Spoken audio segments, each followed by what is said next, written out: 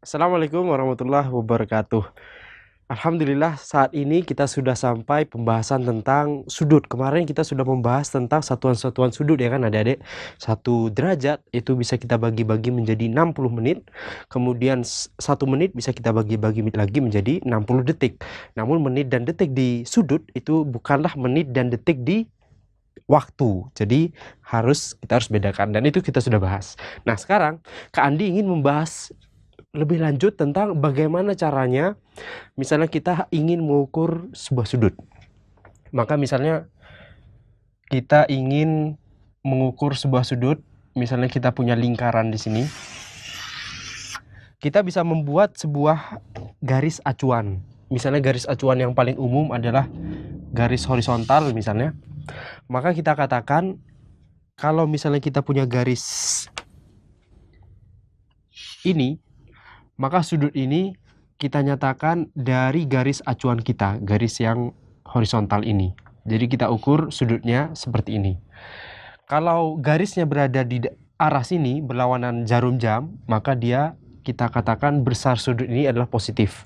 Misalnya kita ukur sudut ini pakai busur, ternyata 30 derajat. Maka kita katakan sudut misalnya ini titik O, ini titik A, dan ini titik B, maka sudut AOB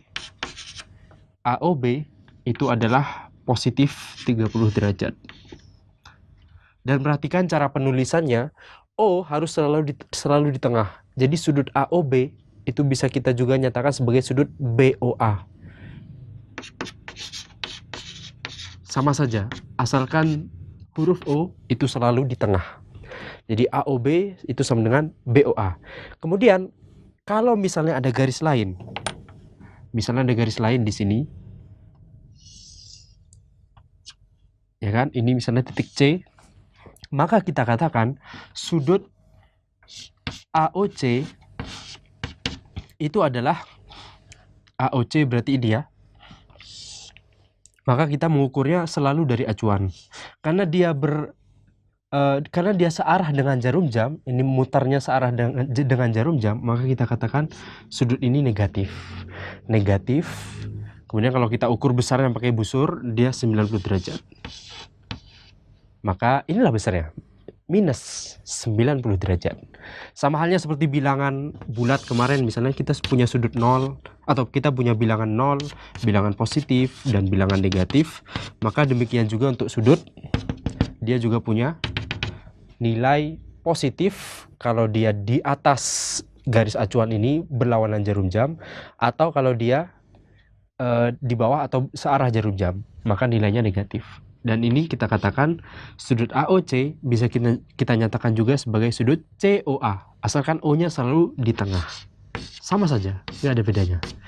Maka sekali lagi Kak Andi ingin menyimpulkan bahwa kalau misalnya ada garis lain, misalnya garis ini. Nah, gimana nih adik-adik?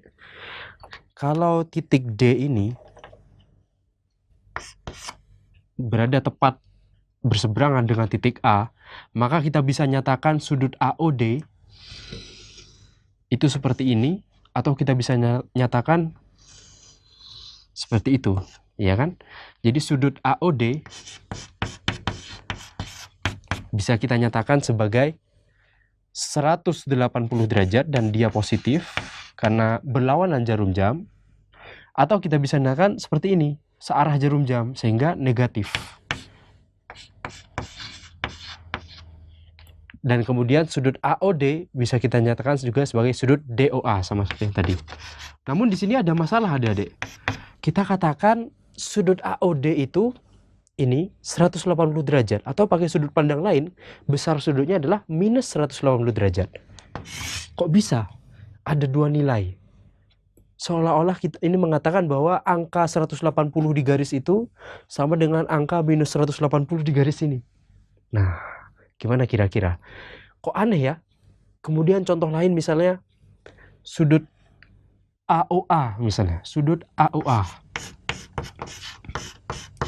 Gimana itu sudut AOA, Kak? Sudut AOA berarti ya 0 derajat. Ya kan? Tapi kalau ada orang bilang sudut AOA itu maksudnya yang ini, Nah, itu berarti apa? Dia berlawanan jarum jam, berarti orang bisa saja mengatakan tidak, ini nilainya 360 derajat. Tapi ada orang lain yang mengatakan sudut AOA itu yang seperti ini, searah jarum jam. Maka dia akan katakan sudutnya minus 360 derajat. Nah, gimana nih? Makin pusing. Bagaimana nih? Kok bisa satu sudut yang sama mempunyai nilai yang berbeda-beda? Kalau mungkin ini kita katakan, oke, kita satu nilai, tapi yang ini kok ada dua nilai, yang ini malah ada 3 nilai. Positif 360 derajat dan negatif 360 derajat. Bagaimana penjelasannya? Silakan adik-adik pikirkan dulu. Kita akan bertemu di episode mendatang. Wassalamualaikum warahmatullahi wabarakatuh.